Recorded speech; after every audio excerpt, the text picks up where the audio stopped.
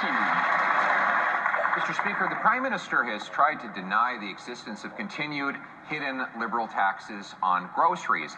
But Canada's leading food price expert, the food professor, Sylvain Charlebois, has said the exact opposite. He says, and I quote, "The industrial carbon tax, the worst part is still there." He was referring to the fact that farmers pay the tax on the steel that goes into their farm equipment, combines, tractors, and bins, and on their fertilizer. Is the Prime Minister really going to expect Canadians who can't pay their grocery bills to believe that the cost of the carbon tax on our farmers does not get passed on at the grocery shelf? The Right Honourable Prime Minister.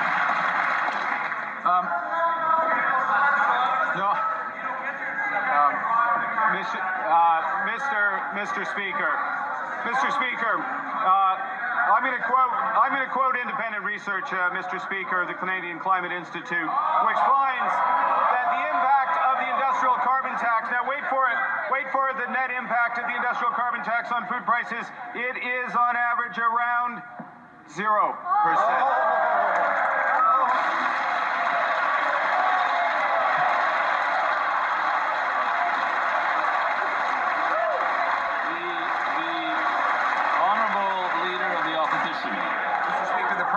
Expects us to believe government-funded so-called experts paid to push his agenda instead of believing in the obvious fact that when you tax the things that go into making food, you tax all who buy food. This is a Prime Minister who says he's a great expert, but he told CTV Nova Scotia that Canadians don't use steel anymore.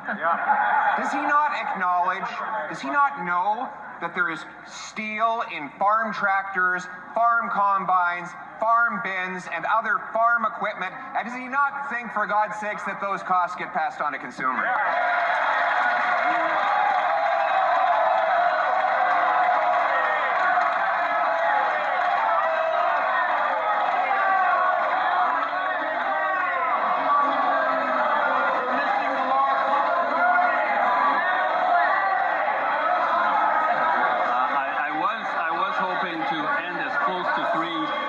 But it might not be possible today. The Honourable Government House Leader.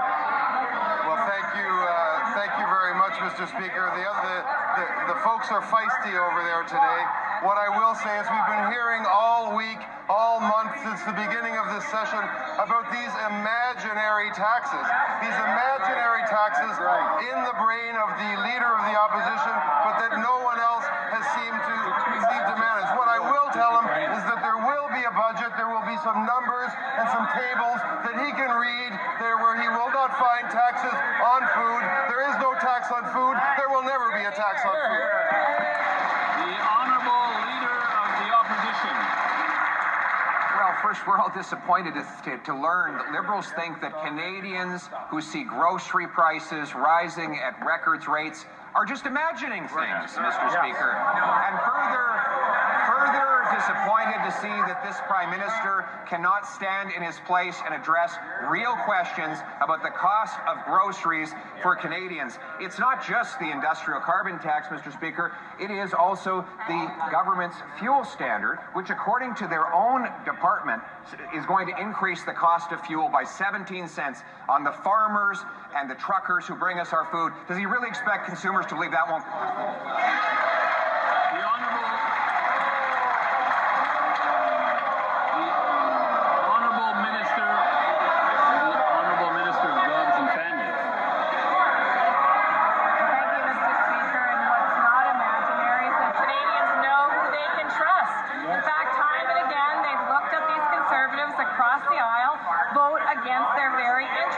Whether it's things like the school nutrition program, whether it's things like early learning and childcare, which, oh, by the way, Mr. Speaker, has got the average cost of childcare down to $16 a day. Mr. Speaker, these are real savings for real Canadian families, and the only thing imaginary is their own perception. The Honourable Leader of the Opposition.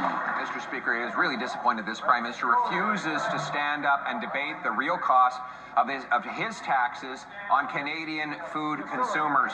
It's the same thing with the auto sector. He promised that he would negotiate a win. He promised to get a rapid deal. Still no win, still no deal. Elbows gone missing, and so are the jobs. Today we saw Paccard au Québec. Il y a 300. In Quebec, 300 jobs lost at Paccard. That it was Ingersoll, the Cami plant, and before that the GM plant in Oshawa. Is the Prime Minister selling out the auto sector in his attempt to back down to the U.S. President? Yeah.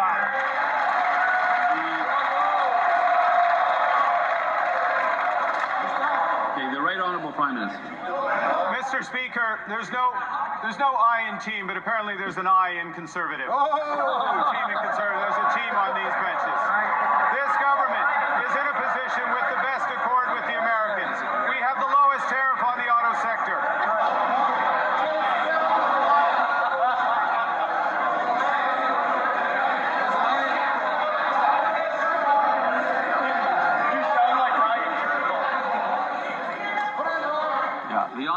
The Right Honourable Prime Minister from the top.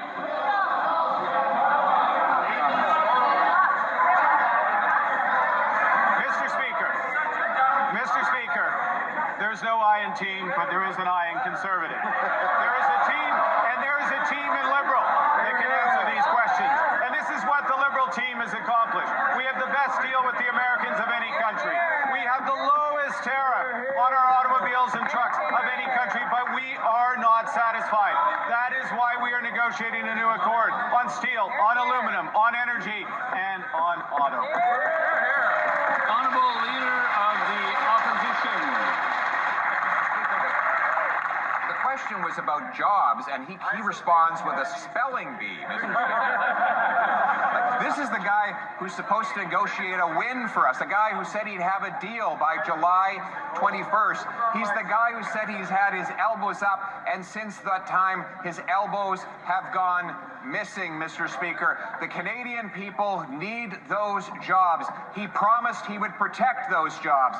Will he stand up today, look the auto workers in Ontario and Quebec in the eye, and tell them why he abandoned them and sold them out? The Honourable Minister responsible for Canada-US trade. Mr. Speaker, our government has no difficulty looking at the hard-working women and men who work in our auto industry and in industries across the country to say that we're fighting for their jobs, we're standing up to the Americans for unjustified tariffs, we're negotiating what we think will be agreements that will be in the best interest of Canadian workers and the Canadian economy. And what we're also doing at the same time, Mr. Speaker, is taking steps to support those very industries in Canada. That's what we were elected to do. That's what the Prime Minister's doing with everybody on this side of the House. The Honourable Leader of the Opposition. That was not what this Prime Minister promised. He promised that he would negotiate a win. He promised that he would have a deal by July 21st. Neither of those things happened. He went to the auto sector and told the workers that not only would he protect their jobs, but there would be an all-in-Canada supply chain that is being dismantled right before our eyes. And it's not just his trade negotiating failures, it's his EV mandate, which has slammed the brakes on any investment in auto manufacturing in this country. If the Prime Minister take personal responsibility for this and announce today an end to the EV mandate so we can get our workers back to jobs. The Honourable Minister of Industry. When it comes to the auto workers, they know that we have their back and that we will fight for every single job in this country in the auto sector. You know why? Because the Canadian automakers and the Canadian auto workers are actually the best in the world. And therefore, we will make sure that Stellantis is held to account. We are meeting with GM tomorrow in Ottawa, bringing back a model into the plant in Ingersoll, and we will be there also for the employees at Paccard and Saint-Thérèse. Thank you. Okay, what about Gould? Okay, so We have, yeah, I think. okay. Excuse me,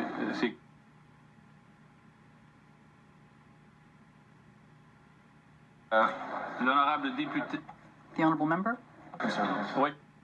Okay, the Honourable Leader of the Opposition.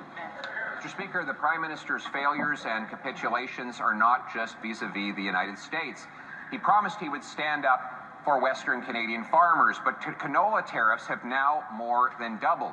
The Prime Minister, in response to this, has given the communist regime in China the billion-dollar taxpayer-funded loans so that we can buy Chinese-made ships.